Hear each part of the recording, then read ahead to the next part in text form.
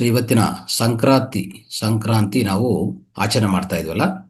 ಈ ಸಂಕ್ರಾಂತಿ ಆಚರಣೆಗೆ ಇದಕ್ಕೂ ಅರ್ಥ ಏನು, ಅಂತರಾರ್ಥ ಏನು, ಇದು ಸಂಕ್ರಾಂತಿಯ ಇವತ್ತಿನ ಸಂದೇಶವಾಗಿ ನಾವು ಇದನ್ನು ತಿಳ್ಕೊಂಡಾಗ ಪ್ರಯತ್ನ ಮಾಡೋಣ.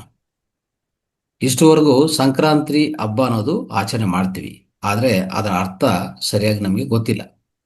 ಆಧ್ಯಾತ್ಮಿಕ ಅರ್ಥ ತಿಳ್ಕೋಬೇಕು ಯಾವಾಗಲೂ.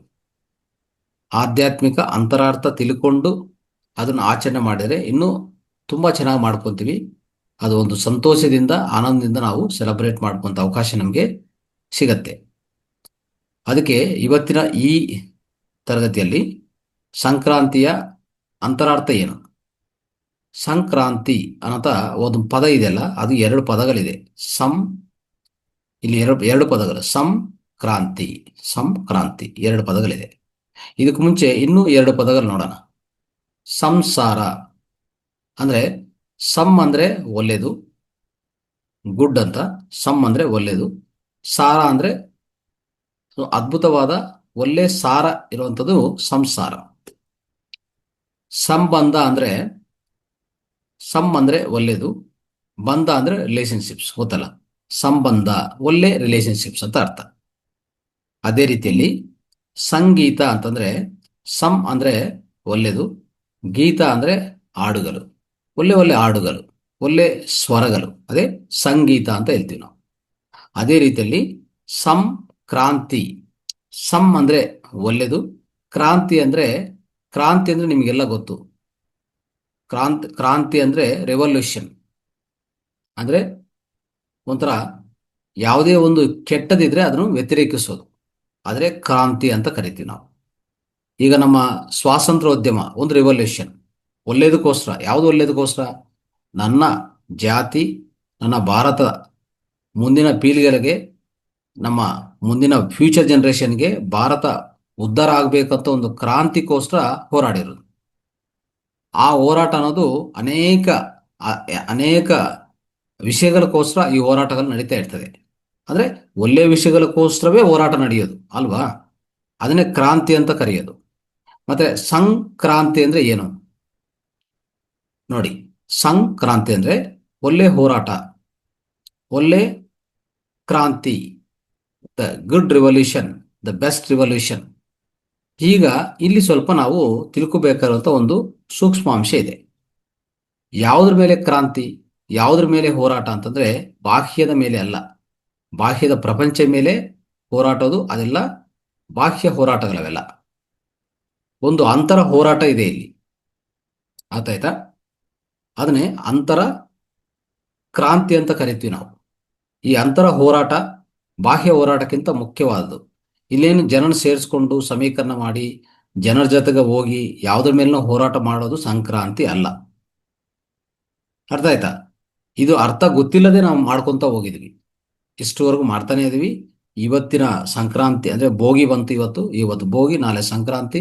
ಈ ಎರಡುಗಳ ಅರ್ಥನು ಇದು ಭೋಗಿ ಸಂಕ್ರಾಂತಿ ಜೋಡಿಗಳ ಒಂದು ಜೋಡಿ ಹಬ್ಬ ಅಂತ ಹೇಳ್ತೀವಿ ನಾವು. ಎರಡು ಜೋಡಿಯಾಗಿ ಬರ್ತವೆ, ಒಂದು ಭೋಗಿ, ಒಂದು ಸಂಕ್ರಾಂತಿ.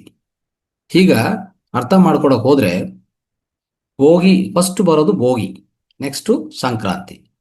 ಭೋಗಿ ಅಂದ್ರೆ ಒಂಥರ ಆ ಭೋಗಿ ಅಲ್ಲಿ ಯಾವುದು ಫೈರ್ ಹಾಕ್ತಾರೆ ಅಲ್ವಾ, ಬೆಂಕಿ.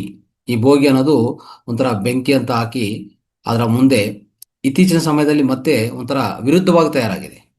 ತುಂಬಾ ಜನ ಈ ಯುವಕರಲ್ಲಿ ಏನ್ ಮಾಡ್ತಾರೆ ಅಂದ್ರೆ ಈ ಭೋಗಿ ಅಂತ ಒಂದು ಎಲ್ಲ ಬೆಂಕಿ ಹಾಕಿ ಎಲ್ಲ ಅದ್ರ ಮುಂದೆ ಈ ಚಳಿ ಇರ್ತದಲ್ಲ, ಚಳಿಗೆ ಅಲ್ಲಿ ನಿಂತ್ಕೊಂಡು ಅವ್ರು ಮಾಡುವಂಥ ರೀತಿ ಅವ್ರಿಗೆ ಅರ್ಥನೇ ಇಲ್ಲ, ಅವ್ರಿಗೆ ಗೊತ್ತಿಲ್ಲ ಏನ್ ಮಾಡ್ತೀರ.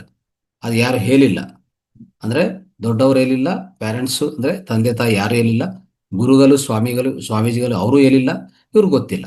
ಹಾಗಿದೆ ಪರಿಸ್ಥಿತಿ. ಭೋಗಿ ಅಂದ್ರೆ ಏನು ಗೊತ್ತಾ? ಆ ಬೆಂಕಿಯಲ್ಲಿ ನಮ್ಮಲ್ಲಿರುವಂತ ಎಲ್ಲ ಕೆಟ್ಟ ಭಾವಗಳು, ಕೆಟ್ಟ ಲಕ್ಷಣಗಳು, ಕೆಟ್ಟ ಅಭ್ಯಾಸಗಳು ಅದರಲ್ಲಿ ಹಾಕಿ ದಗ್ಧ ಮಾಡಬೇಕು.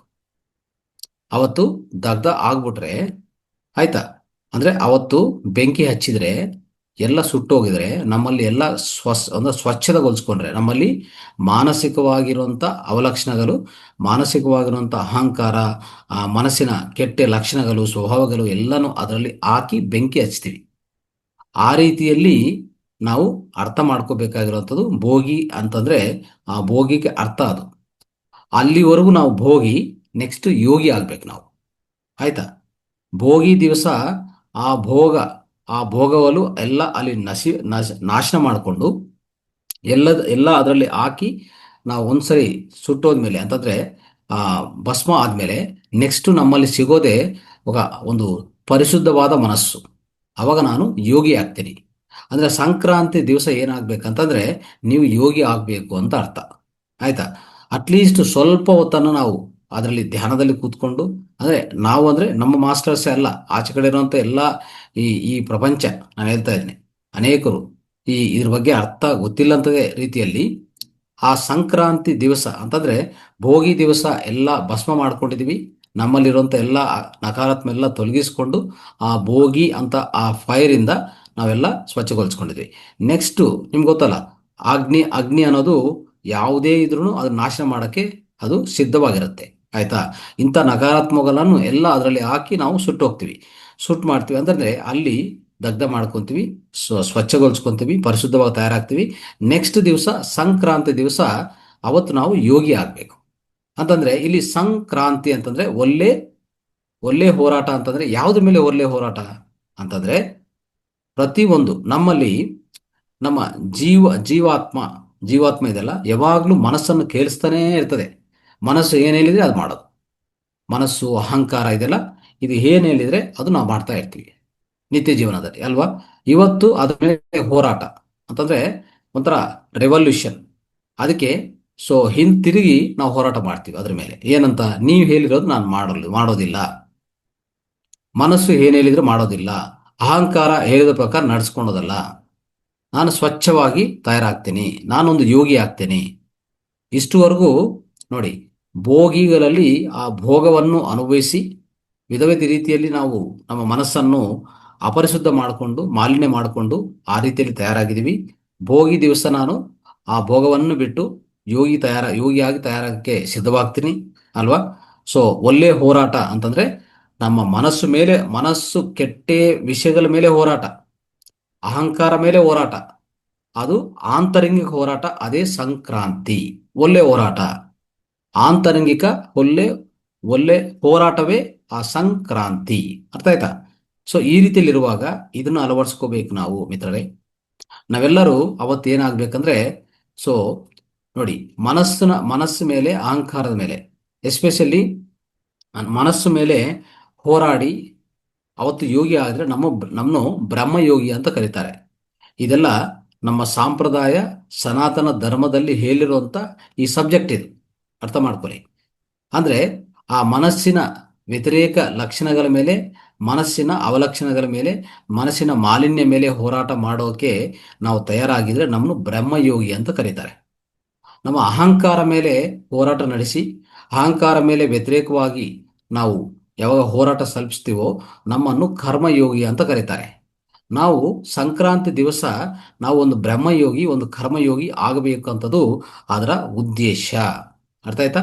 ಆದರೆ ಇಲ್ಲಿ ನಡೀತಾರಂತ ನೋಡಿದರೆ ಈ ಅರ್ಥ, ಈ ಪರಮಾರ್ಥ, ಈ ಅಂತರಾರ್ಥ ಯಾರು ಹೇಳೋದಿಲ್ಲ, ಯಾರು ಕೇಳಿಸ್ಕೊಂಡಿದ್ದಿಲ್ಲ, ನಾವು ಅಭ್ಯಾಸ ಮಾಡೋದೂ ಇಲ್ಲ.